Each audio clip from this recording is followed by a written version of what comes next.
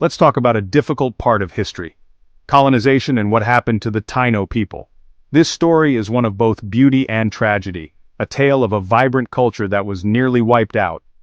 Puerto Rico, a beautiful island in the Caribbean Sea, has a past filled with both joy and sadness.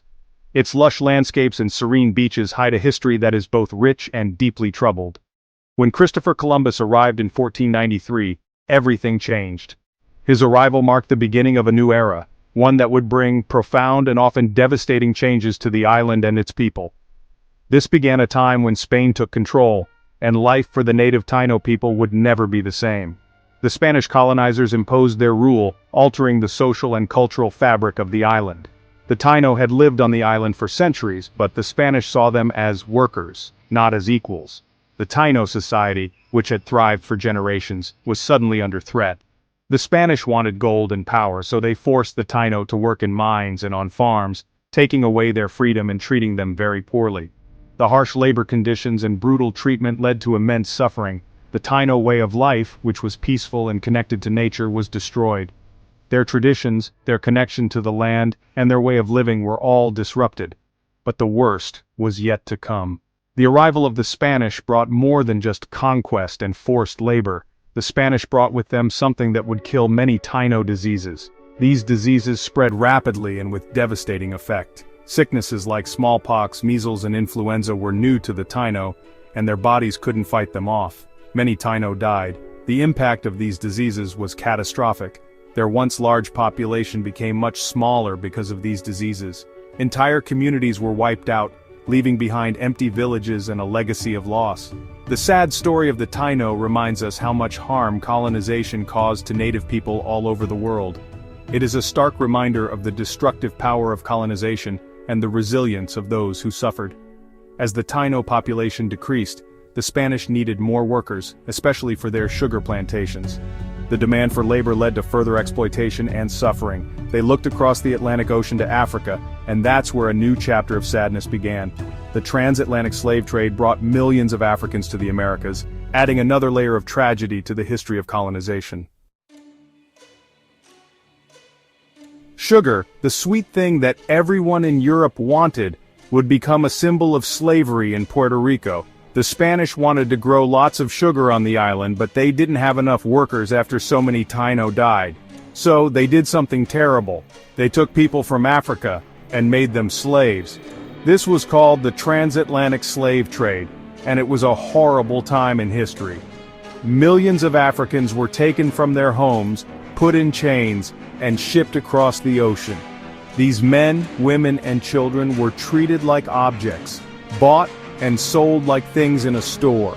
Puerto Rico, with its many sugar plantations, became a place where these stolen people were forced to work. Bringing African slavery to Puerto Rico was a dark moment. The island, once a peaceful place for the Taino, became a place of cruelty. African slaves were forced to work on sugar plantations under the hot sun. They were treated terribly, and their lives were filled with pain and sadness. The Atlantic Ocean became like a giant grave for so many Africans during the slave trade. The journey across the ocean was perilous, with many ships facing storms, disease, and other dangers. The conditions on these ships were horrific, and countless lives were lost before even reaching the Americas. Ships carrying thousands of people made the dangerous journey from Africa to the Americas. These voyages could take several weeks or even months, and the enslaved Africans were crammed into the ship's hold with little room to move or breathe. These ships were packed with people, and many died along the way. The lack of food, clean water, and sanitation led to the spread of diseases, and the mortality rate was extremely high. The survivors faced an uncertain future in a foreign land. Puerto Rico, being in the Caribbean, became a major stop for these slave ships. The island's strategic location made it a key point in the transatlantic slave trade, and many ships docked here before continuing to other parts of the Americas. The first African slaves arrived in Puerto Rico in 1511, not long after Columbus arrived. These early slaves were forced to work in harsh conditions, and their arrival marked the beginning of a long and painful history of slavery on the island. At first they worked in gold mines, but when the sugar business grew, the need for slaves grew much bigger. The sugar plantations required a large labor force, and the demand for enslaved Africans increased dramatically. Most of the slaves in Puerto Rico came from different parts of West and Central Africa. These regions were heavily targeted by European slave traders who captured and transported millions of Africans across the Atlantic. One place was the Bight of Benin, where Nigeria, Benin, and Togo are today. This area was known for its active slave ports, where many Africans were forcibly taken from their homes and sold into slavery. Other slave ships came from the Congo Kingdom and places like Senegal and Angola. These regions also played a significant role in the transatlantic slave trade, supplying a large number of enslaved people to the Americas. All these African people, each with their own cultures and languages, were forced together as slaves. Despite their differences, they found ways to communicate and support each other in their new and harsh reality. They had to give up their freedoms and learn a new way of life. The transition was brutal, but they adapted and found ways to survive, even in the face of immense hardship and oppression. But even as slaves, they held on to parts of their African heritage, and this helped create a new Afro-Puerto Rican identity. This blending of cultures has had a lasting impact on Puerto Rican society, contributing to its rich and diverse cultural heritage. Life for African slaves in Puerto Rico was full of pain and hardship. The journey to this island was a harrowing ordeal that began with their capture in Africa. Imagine being taken from your home, put on a ship in chains, and treated like an animal. The conditions on these ships were horrific, with slaves packed tightly together, suffering from disease and malnutrition. That was just the beginning. Upon arrival, they faced the terrifying reality of being sold at auctions, where families were often torn apart. When they got to Puerto Rico, they were sold to the highest bidder and forced to work on sugar plantations. These plantations were vast and required back-breaking labor. Their lives were controlled by the sugar harvest. The work was relentless, and the demand for sugar meant there was no respite. They worked from morning till night under the watchful eyes of cruel overseers. These overseers were often brutal, using whips and other forms of punishment to enforce their will. The work was so hard and they were always in danger of being punished. The physical toll was immense, and many slaves did not survive long under such harsh conditions. But it wasn't just the physical pain they had to endure. The emotional and psychological trauma of being separated from loved ones was equally devastating. They were also separated from their families, their languages, and their religions. This cultural dislocation was a deliberate tactic to break their spirits and erase their identities. They were given new names, their traditions were forbidden, and they were constantly told they were worth less than human. This dehumanization was a tool to maintain control and suppress any thoughts of rebellion. Even though life was so difficult, the slaves never gave up hope. They found strength in their communities and in small acts of resistance. They found ways to resist. These acts of defiance, though small, were powerful symbols of their resilience and determination. Sometimes they would work slower or pretend to be sick. These subtle acts of rebellion were ways to reclaim some control over their lives. Other times, brave men and women would lead revolts against their masters. These uprisings, though often brutally suppressed, were a testament to their unyielding desire for freedom.